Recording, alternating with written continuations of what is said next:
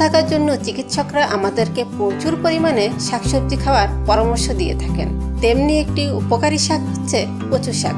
পুষ্টিগুণ সমৃদ্ধ শাকের মধ্যে কচু শাক অন্যতম।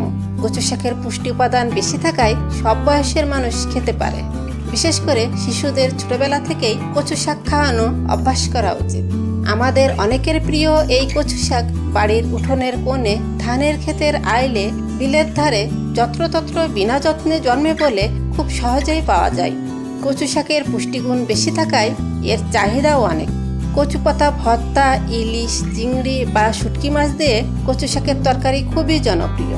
কচু শাক দৈনন্দিন পুষ্টি চাহিদার অনেকখানি পূরণ করতে পারে।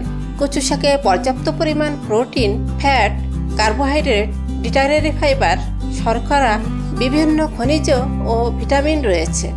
ভিউয়ার্স, এবার আসা যাক মূল কথায়। আমাদের শরীরে